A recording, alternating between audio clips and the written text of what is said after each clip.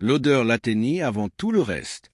Chaude, salée, réelle, pas la fumée, pas le métal, pas cet air amer et coupant auquel il s'était habitué. De la nourriture.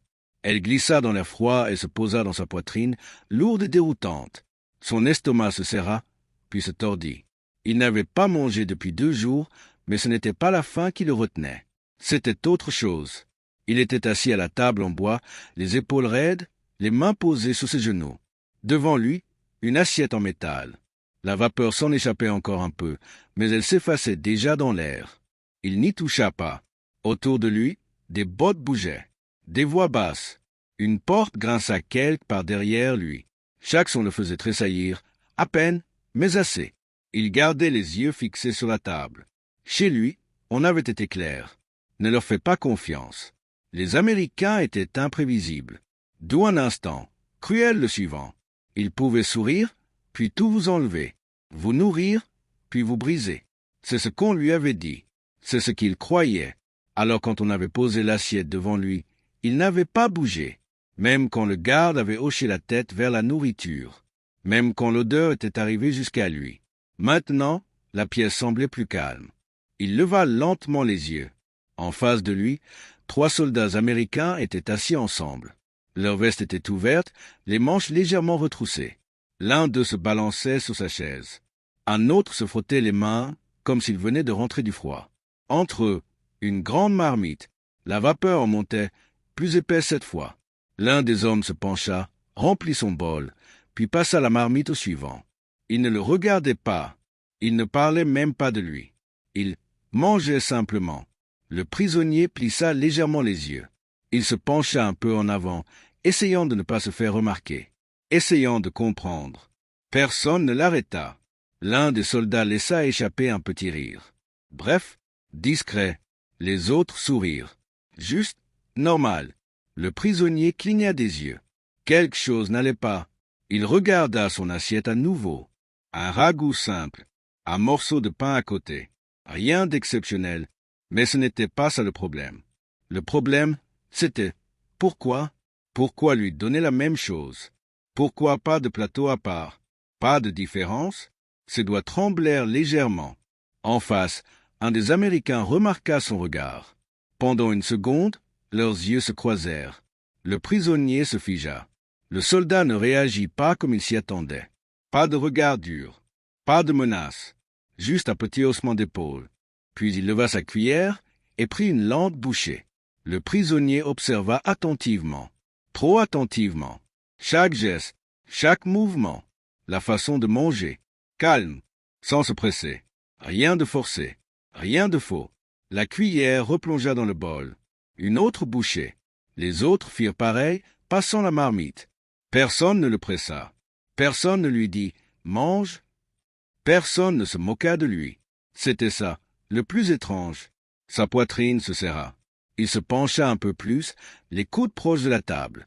Son regard passait d'un soldat à l'autre, cherchant un signe, un détail, un indice.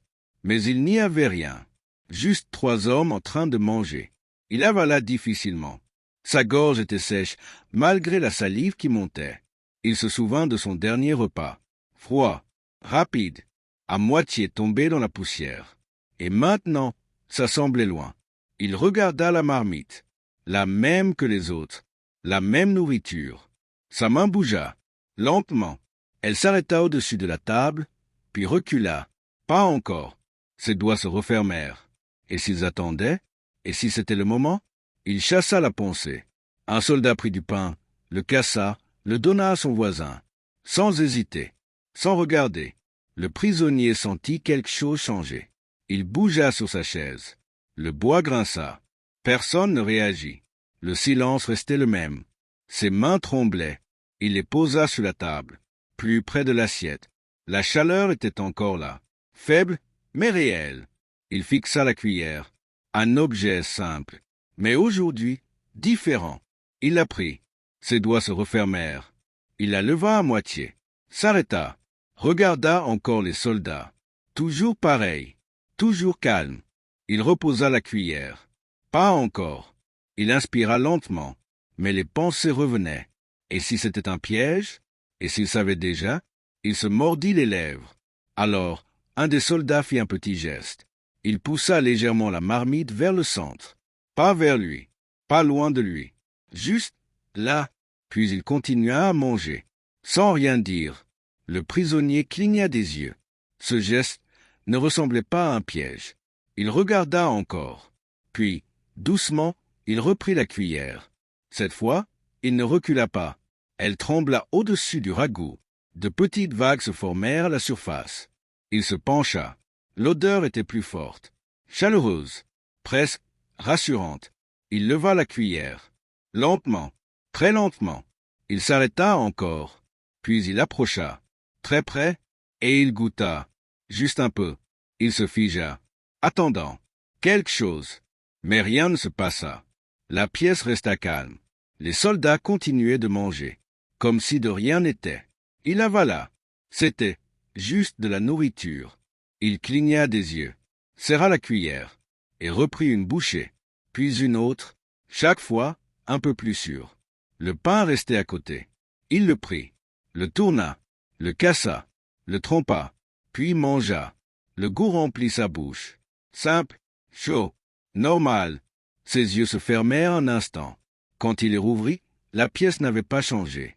Mais lui, un peu, pas complètement, pas assez pour faire confiance, pas assez pour oublier, mais assez pour douter.